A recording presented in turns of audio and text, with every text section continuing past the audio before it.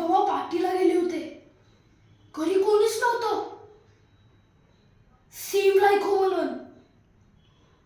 आणि असाच जोरदार पाऊस चालत होता. धूम धडाम धड. लाईट गेली.